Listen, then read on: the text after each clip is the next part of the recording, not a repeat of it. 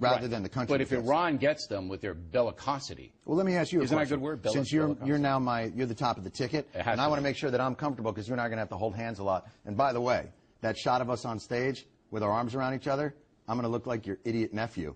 You know, you're like 6'8". Right. And I'm 5'7". I don't think that's a winning ticket. Just well, we'll get you. You know the Tom Jones. Optics-wise. You know the Tom Jones elevated heels. Oh, that's very kind of you. Okay, you will. Here's what I think. I think the strategy of what we've done, and again, thank you guys for ratcheting up the fear on this. You're not afraid that Iran gets a nuclear weapon and they cause all kinds of There's havoc a lot of things to be afraid of in the world. I asked the guy. You're a Jewish guy, right? What? You're a Jewish guy. Who told him? All right. Son of a bitch! Did you tell him? So I believe I believe that the president of Iran what gave it away? Was it my happy Hanukkah when I walked in? There is a war on Hanukkah in this country, mister. I believe the Ahmadinejad, you know, he wants to drive you and all the other Jewish people into the sea. So so I cannot control that. I cannot control what those things are. What we can control is we can stop them from having the nuclear weapon. Here's the thing. You might be able to stop them having a nuclear weapon, right. But as technology grows and becomes more accessible to people, this is going to become an increasingly difficult problem. And here's what we can't do. Here's what we can't do. What can't we do? Our strategy for battling terrorism can't be that you overthrow governments and then make the United States military commit 150,000 troops to those lands until they can somehow stabilize the governments long enough so that you can prevent 10 people from plotting destruction in a basement. It's bankrupting the country. It's bankrupting the country. But you don't seem too concerned about Iran. You just don't seem to be that concerned about it. Because Iran, like most of these other countries, has a self-preservationist streak. And I am a firm believer that that self-preservationist streak keeps them, they're not mad. They understand. Look, there is no theory of mutual destruction with Iran. Let's say they get one off. It would be tragic. Well, how will we trace it? We never trace it. Please. Look, they can't even get absolutely They can't even question the underwear bomber. If somebody, all right, they can't get a guy with underwear, and they can't get the answers. Let's look at the geniuses we're up against.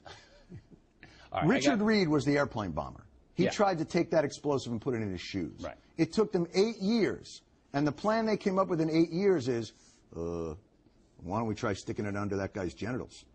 That's what they did in 8 years. They moved from the guy's shoes up to his underwear. Right, and he got to Detroit, all right? So that's the frightening part about it. Now, trying Khalid Sheikh Mohammed in your living room, because you live downtown. That's right. And he's going to be in your living room. That's right. Are you down with that? You want that civilian? I'd like him tried, honestly, in the pit. I'd like him right in there. And I'd like him to be executed at halftime of the Super Bowl. But really, and then reanimated so we could do it every year. 600 million, 700 million going to cost the city. We don't have any money here anyway. I'm glad to see that you're suddenly very concerned about cost. I am. I'm a fiscal conservative. No, and I think maybe when the Iraq War was coming up, you might have mentioned that. It would have been a big help. I said many times on this program that was not a good thing to do. All right? You said you would apologize if they didn't find weapons of mass destruction. And I did. I said I was wrong many times. That whole Iraq thing did not go well. All right? And I said it on this program. If you had watched the program, you'd know that. And your frame of reference would be much larger than it is right now. Here's the other thing, too, and I want to talk about this because I think this is an interesting point. You know, this whole Tea Party movement is about anger at the government. And it has been embraced, and some would say sponsored, by Fox News. And when you talk to the Tea Party people, they're very thankful for Fox News and Glenn Beck in particular for helping them out. And I think that's very noble of them to do. Do you like the Tea Party people?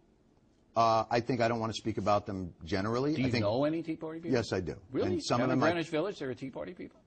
We're talking the protesters, not the real Tea Party people. Let me tell you something, Bill. I'll give you 4 blocks of Greenwich Village. Yeah. And I'll put that up against 4 blocks around your house. Levittown? And no, your house now. Oh, Levittown is where I was brought up. Well, you don't live there anymore, brother. No, but I live close. So let me give you 4 blocks of where you are now, where you've been ensconced for the past however many years. I guarantee you I got a wider variety of people in the 4 blocks in Greenwich Village. Are we doing zip guns, or what are we doing? You know what I'm talking about. Enough with the whole, listen, when you and Bernie Goldberg get on here and the whole, like, these Harvard-educated media elites, and I'm like, you're a Harvard-educated media elite, O'Reilly. I'm proud of it, man. No, you're not. Okay, but they won't even let me on their campus. Well, so that says something. But here's my point. Mohammed. Let's go back to my point. The Tea Party movement has been notarized, signed, sealed, and delivered by Fox News. I don't believe that for an instant. We just cover it. Well, what do you think? We have mailings in here, and we have You promoted organizations? it as a day of celebration. We promoted it as a phenomenon taking place in the country. You promoted it as a day of celebration. Meanwhile, 75,000 people marched on Washington for gay rights. Not even a picture. We cover it? No, you didn't cover it. In fact, you got a camera in Washington, D.C. You could have just pointed it out the window. You didn't do it. When was this? When was this we didn't cover the gay march? It was like a month. It was like a month after the Tea Party thing. Well, I don't know if that's true, but I don't think it is. So you're ratcheting up the anger. You're giving it a place to reside. I think that's wonderful. What I don't understand is when all that anger about the Iraq War occurred, what you did is you made it akin to treason. That's not true. And you made it akin to aiding and abetting the enemy. When it became clear that the Bush administration lost control of that process. But this was before it was clear. But nobody could know before what it was. The New York Times editorialized that they should go in. Bill Clinton was saying they should go in. That's ridiculous. All I'm saying is the consistency of your ability to look at these protest movements and treat them the same as a news organization would. It's a different kind of protest. And here's the other thing about the Tea Party movement. Where was the anger when we were spent into a $1.3 trillion deficit during the Bush administration? Listen, this has appeared out of nowhere. It should have been there. And I'm partially to blame for that. And why did Fox News not treat Ron Paul better when he's been talking about this stuff for the past 8 years? Look, 10 years. We can't promote Mounds and Almond Joy. Are you talking about Peter Paul? All right. Peter, Paul, and Mary? It was Ron? Okay. Ron. Let's go back to KSM. No, let's go back to... KSM. Yeah, where he should be tried in front of a military tribunal. Congress passed a law. Okay. All right? Are you okay with that? Because you can't be my VP guy unless you're okay with that. That's a core thing. Well, no, I don't We're going to get tough on these guys. I disagree with the premise that it's not getting tough on them to try them in a civilian court. $600 million. You're willing to spend that? It's $39.95 a day. It's not about the money. It's about the integrity of the system. Now, I'm not against military tribunals. But you're waffling now. You're in the middle. I need a strong VP. I know you're waffling. I'm not running with you. Oh, you're not? You've turned it down already? I am not running with you. Come on. I'm not going to be your VP because I know what that's going to be. I get one job, and that's to light the White House menorah. Not interested. Okay, but look, I'll give you I don't want to be the guy up on that thing as you're going around. You'll get to go to every funeral you can go to.